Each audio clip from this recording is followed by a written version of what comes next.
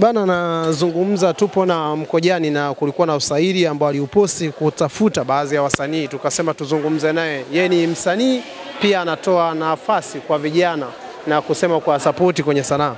Bana, blaza vipi? Bwana poa kabisa ndugu yangu. Kwanza pole. Nashukuru nimepoa, tuko vizuri. Choka Kabisa. Kazi ya kutafuta vipaji ni ngumu. Ni ngumu kwa sababu unatengeneza watu maisha yao. Mtu unavompitisha ni maisha yake, ambapo hajapita kuna mawili inaweza ukaharibu maisha yake au ukatengeneza maisha yake. Kwa hiyo ni kazi ya maisha ya watu. Mkojani, ukiwa kwenye audition kama hivi unatafuta talenti za vijana, ni kipi kinakuja kwenye akili yako kipindi hicho unajitafuta?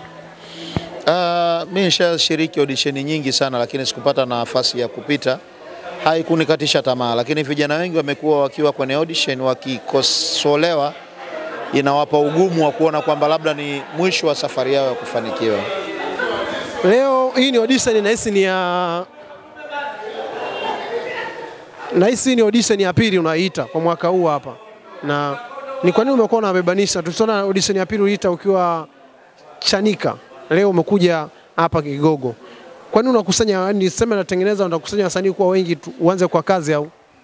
Mimi kwa sasa hivi ninachokifanya ni kutoa fursa kwa kila msanii. Kwa sababu nimekuwa na wimbi kubwa la vijana wakiniomba. Mwanzo nilikuwa nakumbatia baadhi ya wasanii, lakini nikaona mwisho wa siku pia imekuwa shida. Kwa tunachokifanya tunatafuta wasanii kutokana na project. Kama hii project ni ya Zuku TV, ni tamthilia ya Zuku TV. Kwa hiyo wasanii watakaokuja watasaini mkataba kwa ajili ya kufanya tamthilia ambayo itakayoruka Zuku TV.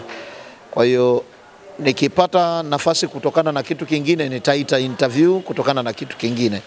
Kwa mimi sasa hivi nimekuwa ni daraja kwa kila mtu. Sipendi tena kukumbatia watu wale. Mwisho wa siku unavomkumbatia mtu miaka mingi inakuwa rahisi kuona mapungufu yako na kujiona yeye ni mwema zaidi. Lakini mnavofanya project kama hivi, mmemaliza Zuku TV, umemlipa pesa yake, alhamdulillah, kila mtu kaendelea na maisha yake. Na hisi ni sehemu mimi sasa kila ninapopata matatizo ni sehemu ya mimi kujifunza. Kwa hiyo ni project ya Zuku tu? Ni project ya Zuku. Si wasanii wa Mkojani Gang? No, ni project ya Zuku ambayo Mkojani atasimamia ifanyike ikaruke Zuku TV. Baadaye tunataka tutafute audition ya wasanii wa Mkojani Gang. Nimekueleza Mkojani Gang sasa hivi imekuja kitofauti. Kila project italeta wasanii. Kwa sababu sisi tumegundua ni watengeneza vinyago, wasanii ambao tunawatengeneza kila mtu anawataka. Kwa tuwape hawa nafasi labda miezi mitatu mingapi kwenye project ambayo turuka Zuku TV, watu wawaone. Baada ya hapo kama imekuja project nyingine ya kuruka wapi watu tunachukua wengine pia watu wawaone, kwa sababu Mungu ametupa platform ya kila mtu kuonyesha kipaji chake kupitia sisi. Kwa hiyo hatuwezi kuwakataa. Miongoni mwa watu ambao tamthilia zao zilikuwa zinaonyeshwa kwenye mabasi manani kila sehemu ilikuwa ni Mkojani, na ukaanza kuzungumza kuhusu kutokupata chochote kitu. Sasa hivi kama umestop, unajitengeneza upya. Vijana wamekuwa ni wengi sasa hivi kwenye tamthilia. Ili soko Mkojani unavyorudi, unastamili utakabiliana nao vizuri? Sasa kama mimi ni mtengeneza vinyago, katika hali ya kawaida unaweza kutengeneza kinyago kufanyia ukaogopa, sio kweli. Mimi ni mtengeneza vinyago. Sijaanza leo, nina zaidi ya miaka 15 nimetengeneza vinyago vingi. Kwa hiyo kwenye ushindani haujaanza leo. Achana na mambo ya YouTube na nini, Instagram, ushindani tumeanza kushindana toka enzi ya VHS, VCD, DVD. Tunatengeneza kinyago kinakuwa, kinaenda na kinapambana na wewe. Lakini still na upendo na ule real wa kuweka utu kwanza kuliko maslahi ndio ambao umetufanya Mungu anatubless hadi leo. Kwa hiyo mimi siogopi competition yoyote.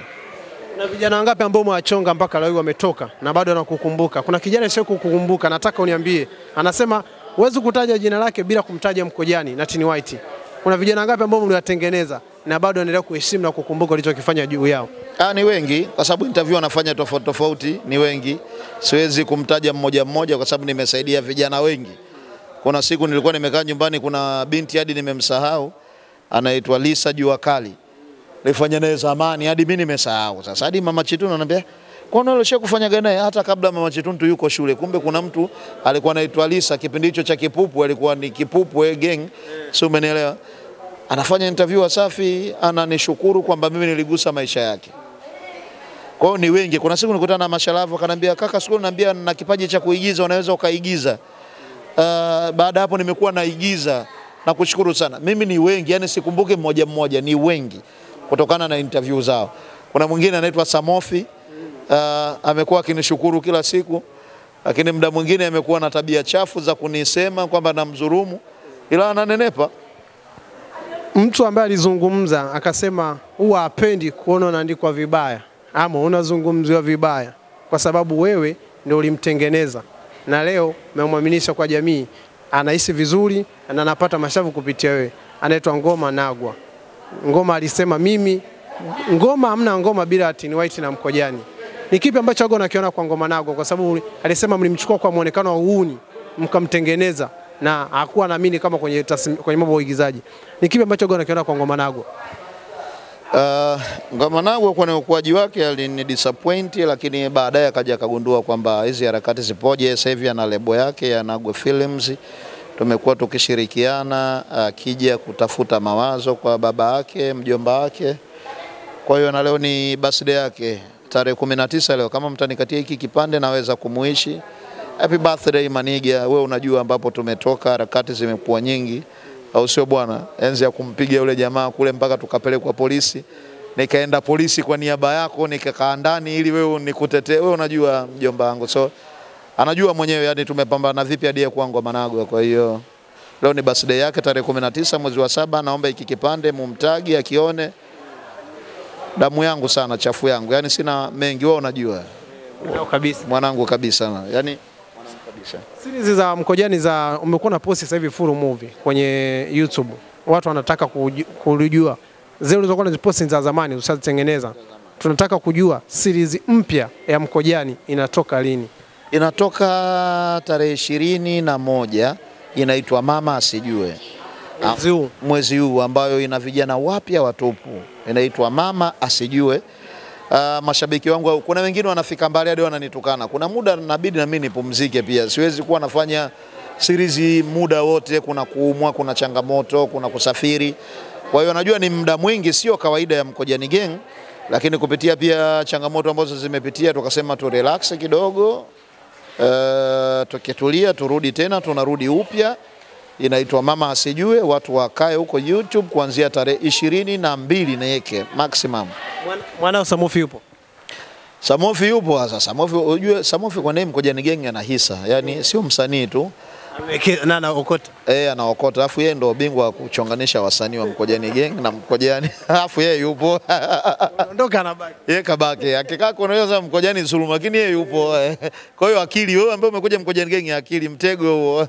Ile ni mtego tu. Ni mtego tu. Leo umesema tarehe 22 ndo inatoka. Inatoka hiyo Mama Asijue. Mama Asijue. Yeah. Mama Asijue. Tupe wape undambo kidogo Mama Asijue. Ni kipi kitarajie? Ni kikubwa zaidi kwa sababu kina vijana wapya watupu. Alafu mimi napendaga kufanya kazi na vijana wapya watupu kwa sababu wanakuwa wana njaa. Na pia nina kakaangu nataka nimweke rasmi. Nova njoo baba. Njoo kakaangu. Mmoja mtu nimkubali. Namkubali miaka mingi. Na kakaangu mwingine anaitwa Don Teacher, Don King the Teacher. So yote ni familia yangu ambayo imekuwa ikini support way back. Habari ambao watu wajui kakaangu miaka mingi tumekuwa tukishauriana, ni mtunzi wa script, lakini muda sio mrefu mtamuona kwenye kazi zangu. Yeah. Huyu sasa ni mwenda wazimu mwenzetu. Mmoja kabisa mwenda wazimu. Akae. Sababu nimemfukuza kwenye interview. Nianze kuniuliza kwa nini nimemfukuza kwenye interview.